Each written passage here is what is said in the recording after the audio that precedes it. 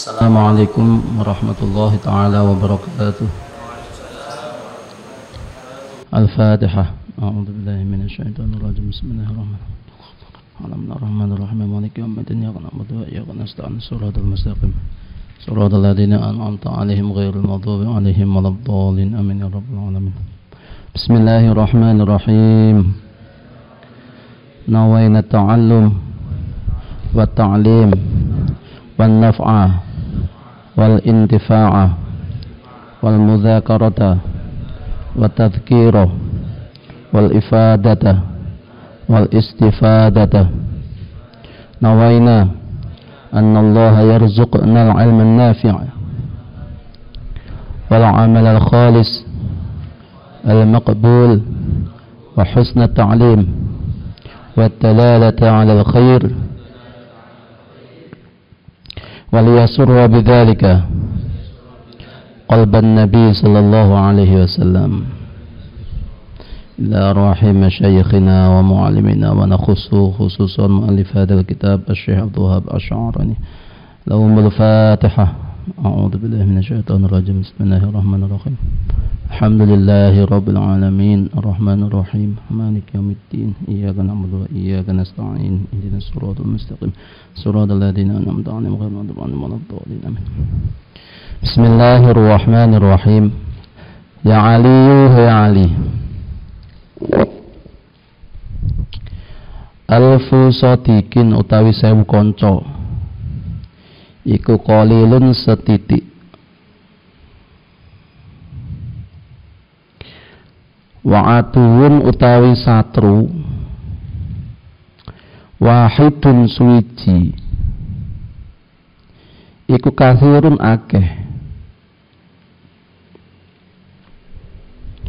Ya Aliyu, he Sayyidina Ali,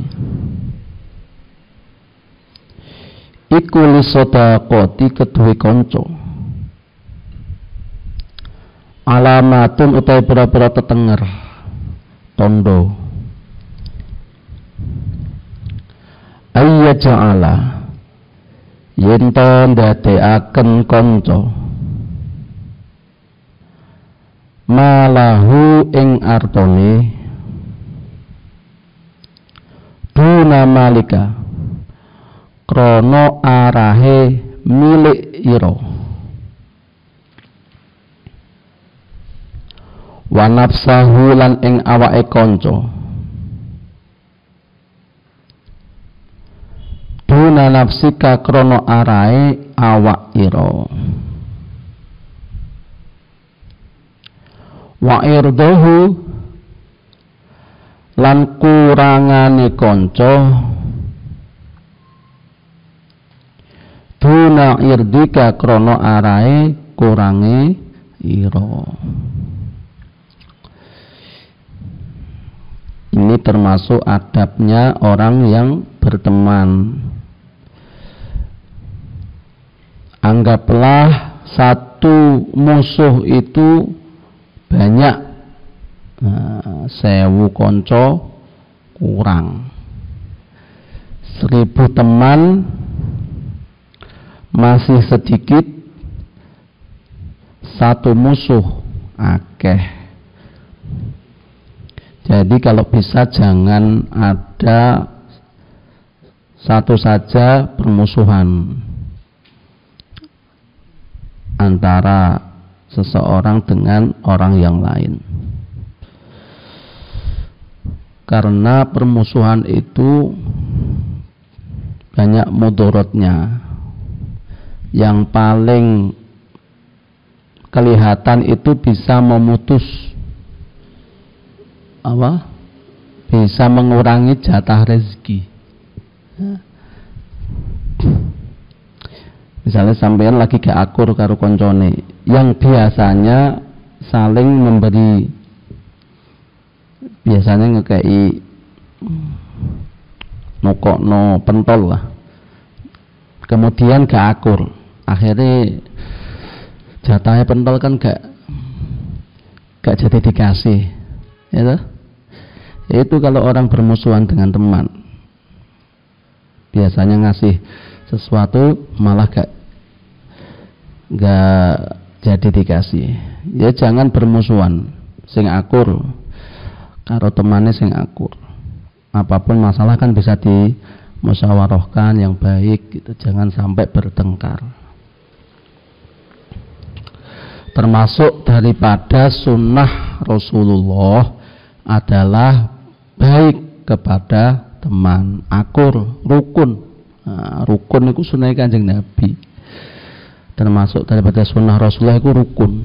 Dengan siapapun jangan bertengkar. Termasuk tanda daripada teman, yaitu ada 3 di sini. Ketika seseorang teman itu mempunyai harta,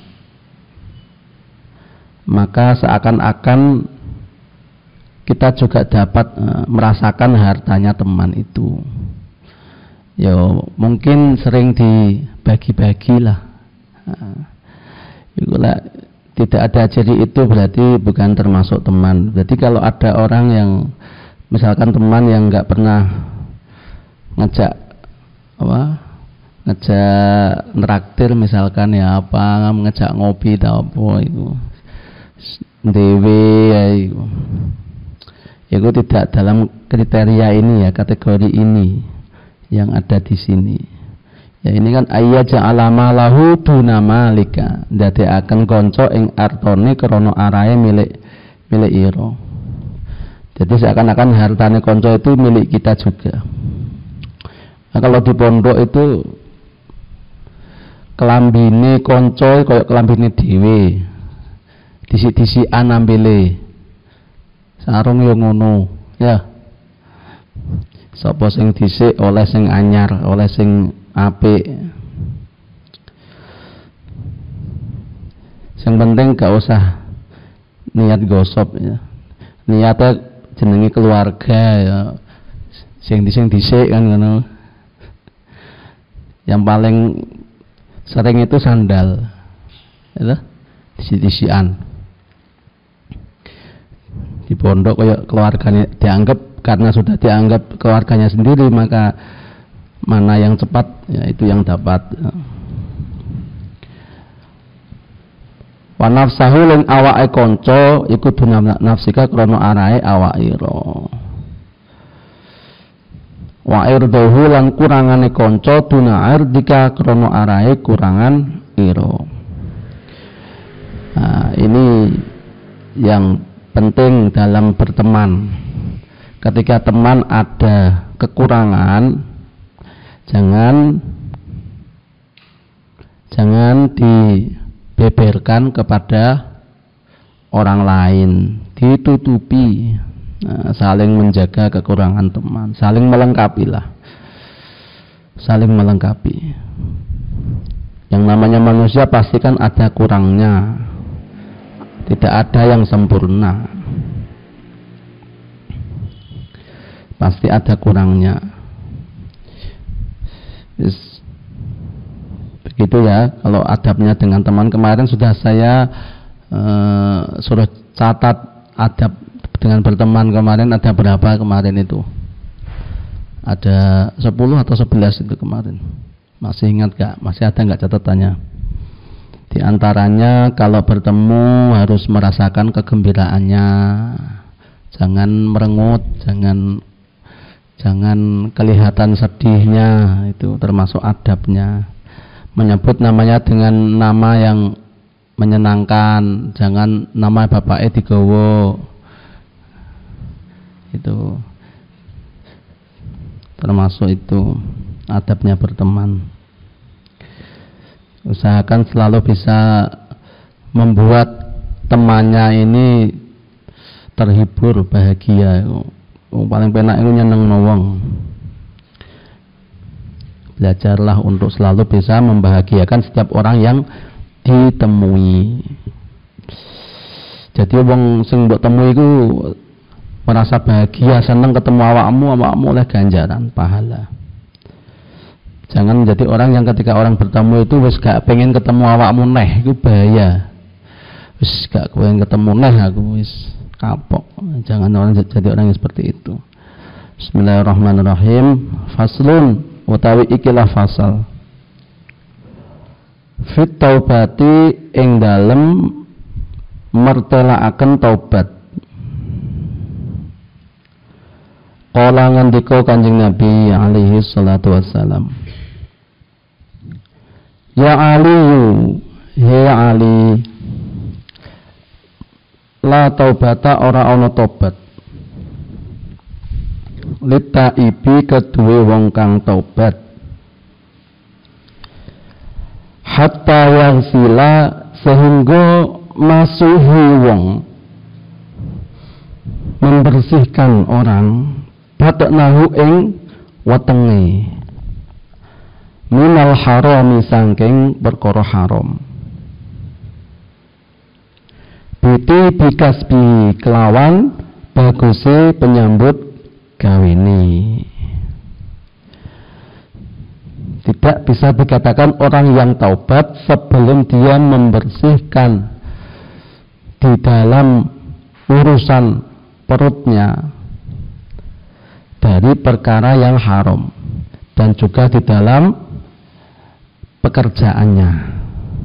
Nah, jadi jangan bekerja yang hasil pekerjaannya adalah haram. Banyak sekarang itu orang membuat aplikasi, orang membuat semacam klub itu ya, yaitu di situ menawarkan kita untuk ikut andil di situ. Misalkan kayak memberi saham lah, nanam saham, dan tidak nyambut gawe apa-apa, moro-moro di gaji. Itu gak jelas. Mending gak usah ikut-ikutan yang seperti itu. Ya kerjaannya yang jelas aja. Karuan bekerja itu yang jelas, kelihatan kerjanya, terus gajinya jelas gitu kan, enak. Kalau remeng-remeng itu ya dikhawatirkan seperti itu. Bentuk kebatilannya kita tidak tahu.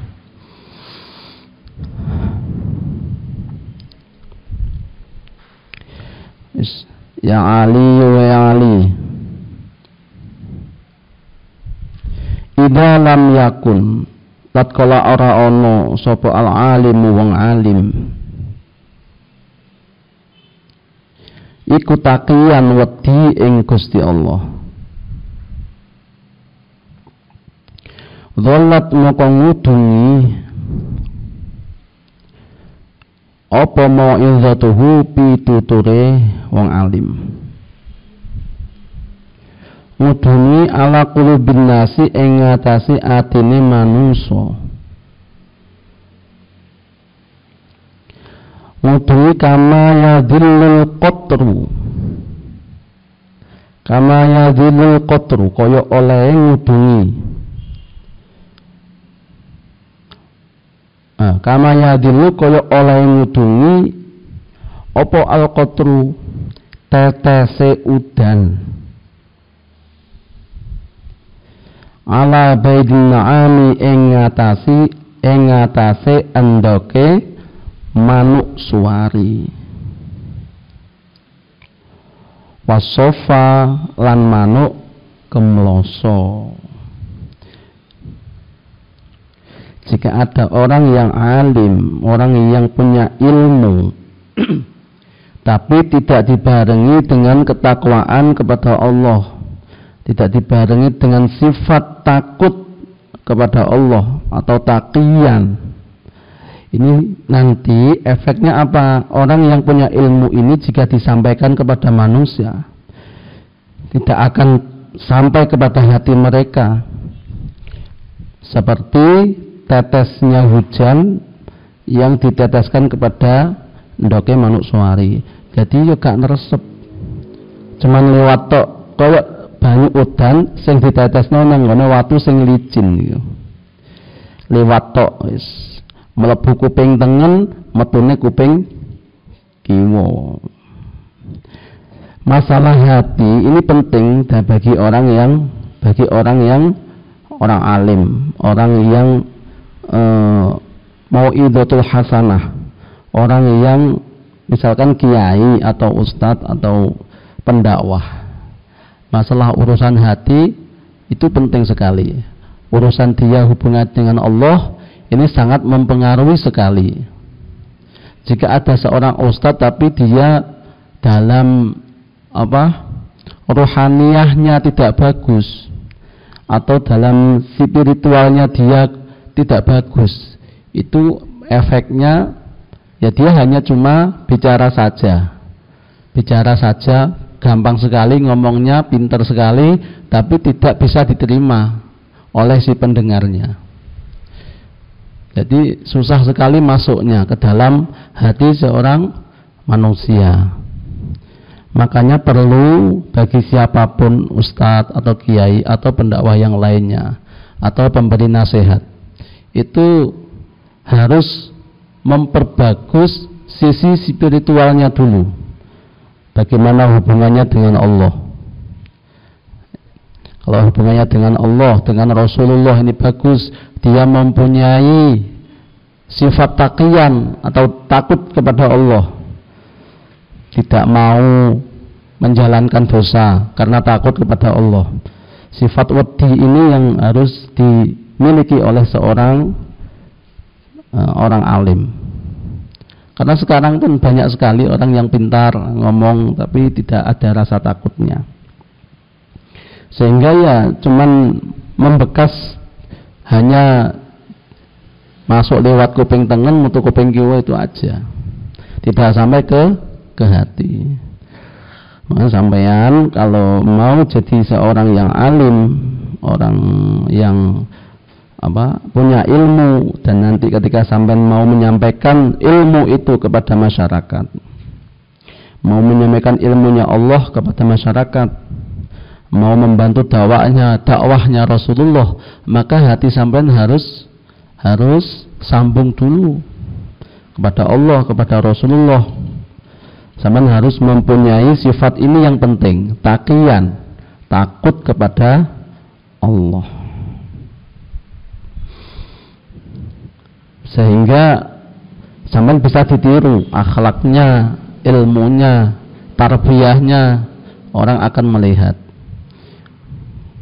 orang ceramah sini mengajarkan Al-Quran, menganjurkan orang untuk selalu membaca Al-Quran, menganjurkan seseorang untuk selalu membaca sholawat, tapi dia sendiri tidak membaca Al-Quran, tidak membaca sholawat. Ya ini juga repot juga ya. Jadi kalau bisa, ya kita harus memulai dengan diri kita sendiri dulu, baru orang lain. Pernah seseorang mempunyai cita-cita ingin merubah dunia, ternyata tidak bisa. Terus diturunkan cita-citanya ingin merubah sekelompoknya, ya juga tidak bisa juga. Diturunkan lagi ingin merubah keluarganya, tidak juga bisa. Terus diturunkan lagi akhirnya ingin merubah dirinya sendiri. Lalu seorang itu berpikir, jika dari dulu aku memulai dari bawah, dari diriku sendiri, mungkin aku sudah bisa merubah diriku sendiri, keluargaku, kelompokku, dan mungkin sampai dunia gitu. Jadi sesuatu hal yang baik harus kita mulai dengan diri kita sendiri dulu. Nek cara mau idoi awake dhewe sik lah. Nasihati diri kita sendiri. Kalau kita nasihati, baru kepada orang lain. Kayak seperti ini tadi. Wasofalan koyak manuk kemloso. Kayak batu licin itu, kalau dikasih air maka ya lewat saja wis. Gak sampai bekas. Idza madho ya Ali, idza madho tatkala wis liwat alal mukmini ing ngatasé wong mukmin, orang yang iman. Opo arba'una 40 sobahan isu-isu. Walam yujalis lan ora pelungguhan sapa mukmin, walam yujalis lan ora pelungguhan sapa mukmin al ulama'a ing para ulama. Qasa moko atos apa qalbuhu atine mukmin. Wajasara lan wani mukmin alal kabairi ing ngatasé dosa gedhe. Li annal ilma krana setuhune alim, krana setuhune alim iku hayatul qalbi, nguripaken ati.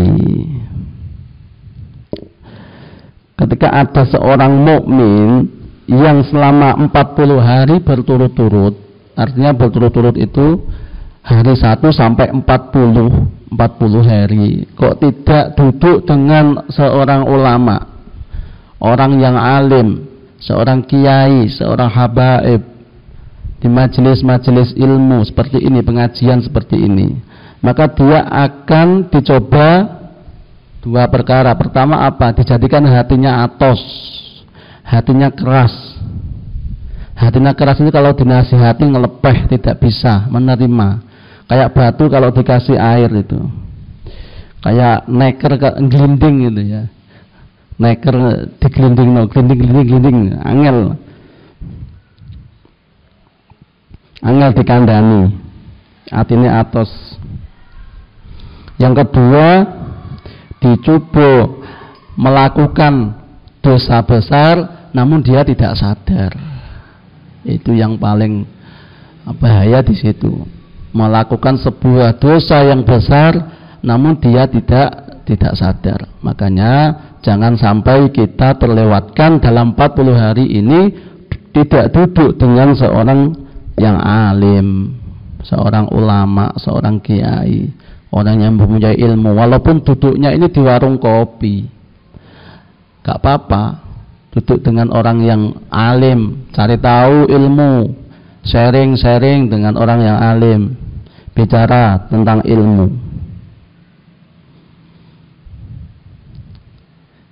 Ini PR kita sebagai seorang yang mukmin, orang yang iman. Bahkan dalam riwayat lain, kalau orang sudah tidak mau, orang tidak mau duduk dengan ulama, tidak mau belajar, tidak mau ngaji selama 40 hari, dia akan dicoba menjadi tiga cobaan. Pertama, akan diturunkan pemimpin yang zalim. Ya, ada masyarakat yang sudah tidak mau lagi duduk di majelisnya para alim, akan diturunkan pemimpin yang zalim. Kedua, dicabut keberkahan rezekinya. Ketiga, dicoba mati dengan tidak membawa iman. Na'udzubillahi min syarri min dzalik. Nah, ini penting, duduk dengan ulama itu penting. Ngaji, mendengarkan nasihat-nasihat ulama. Karena dengan seperti itu, seperti halnya tanaman yang disirami oleh air, maka akan subur. Hatinya tidak menjadi keras. Hatinya akan hayatul qalbi, hidup hati itu jika dia bersama dengan orang yang alim, mendengarkan ilmu. Maka beruntunglah bagi seorang yang di pesantren, dia setiap hari selalu mendapatkan ilmu, tambahan ilmu. Maka hatinya sering disirami setiap hari.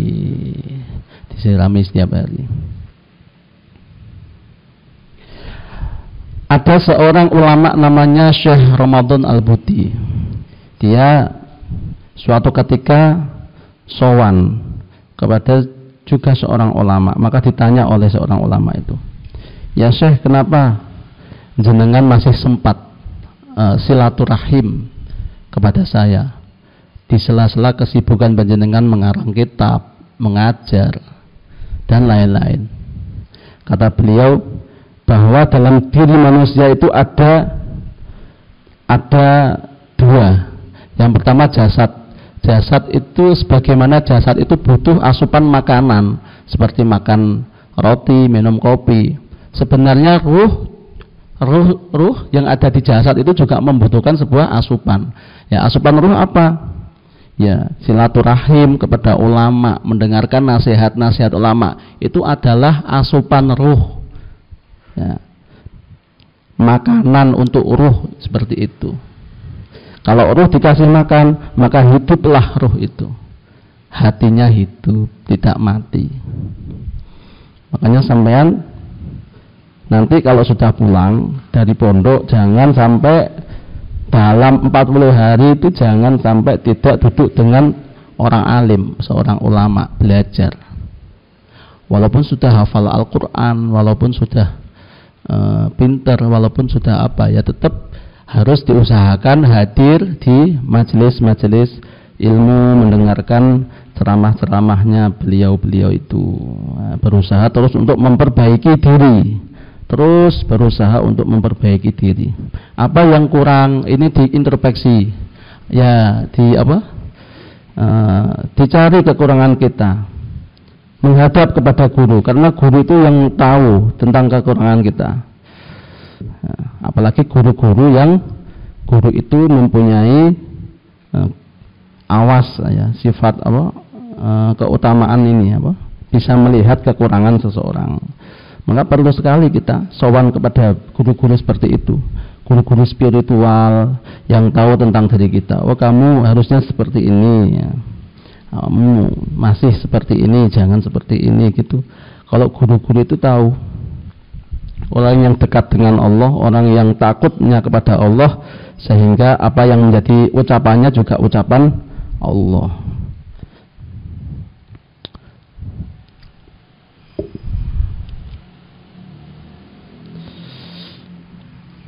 Ya, setongkas. Ya Ali, ya Ali. Innallaha, setuhune Gusti Allah. Iku la yastahyi, ora wirang. Wirang iku apa? Isin, malu. La yastahyi, ora wirang sapa Allah min adabi ghani, min adabi ghaniyin, saking nyeksa wong sugih. Sarikin kang mencuri, sarikin kang nyolong, wong alimin lan wong alim, fasikin kang fasik. Semoga ini menjadikan tambahan ilmu buat kita semua, menjadikan ilmu yang berkah. Alhamdulillah kita sudah sampai kepada separuh, ya, bulan suci Ramadan. Ya, separuh. Insyaallah nanti witirnya pakai kunut. Jangan lupa, ya, kamu kalau lupa nanti jadi guyon nih. Ya, pikirnya, ya, siapa yang imam witir nanti pakai kunut. Ya. Nanti kalau kamu lupa, awas kalau nanti kamu guyon ini. Biasanya kan gitu. Alhamdulillah sudah sampai separuh. Nah, kita harus melihat sampai mana kita dalam menjalankan ibadah Ramadan tahun ini. Ini sudah sampai separuh, tinggal separuh lagi. Gitu. Sudah pepek apa belum dalam kita menjalankan ibadah di bulan puasa. Misalkan kurang, ya ditambahi. Gitu. Dan barang siapa yang melazimi membaca Ya Hayyu Ya Qayyum 100 kali di dalam bulan puasa. Ini kata Al-Habib Abdullah bin Abdul Qadir bil Faqih, yang disampaikan oleh putranya Al-Habib Muhammad bin Abdullah bin Abdul Qadir bin Ahmad bil Faqih. Itu orang yang melazimi membaca Ya Hayyu Ya Qayyum ketika di bulan puasa 100 kali saja, maka insya Allah akan dipertemukan dengan malam Lailatul Qadar. Maka baca itu kalau malam Sebelum tidur bacalah ya Hayyu ya Qayyum, ya Hayyu ya Qayyum, ya Hayyu ya Qayyum. Insyaallah dipertemukan dengan malam Lailatul Qadar. Kalau Al-Habib Salim bin Abdullah Asy-Syatiri memberikan ijazah kalau mau ingin mendapatkan Lailatul Qadar maka baca Allahumma atli alaina Lailatul Qadar al-azimatul qadar fil yaqazati wal manam. 7 kali setelah sholat witir. Ya, apal enggak? Allahumma atli alaina Lailatul Qadar al-azimatul qadar fil yaqazati wal manam.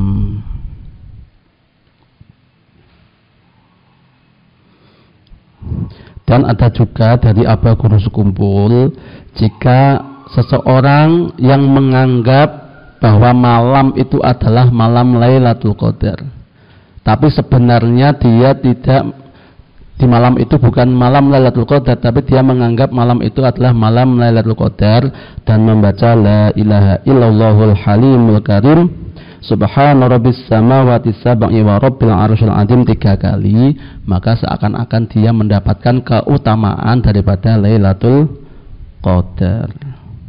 Nah, ijazah dari guru itu jika kita bisa melaksanakan, insya Allah banyak faedah, banyak manfaat. Semoga ada manfaatnya dan barokah untuk kita berbuat. Amin ya rabbal alamin.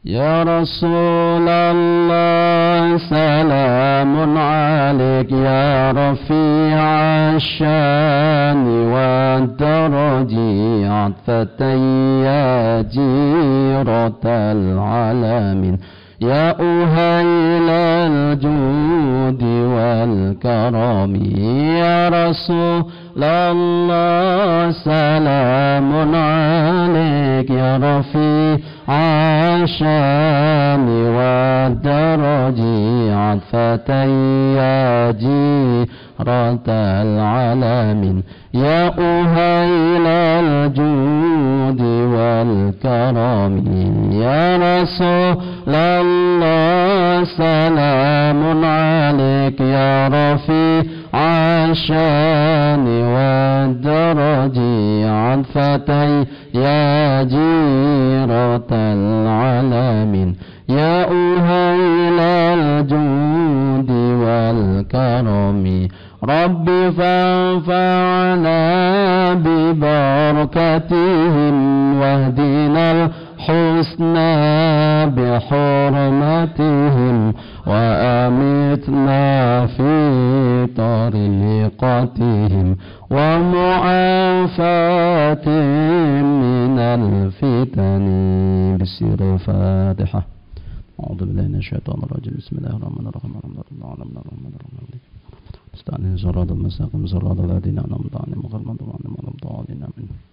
العفو منكم. السلام عليكم ورحمة الله وبركاته. صلوا على النبي محمد.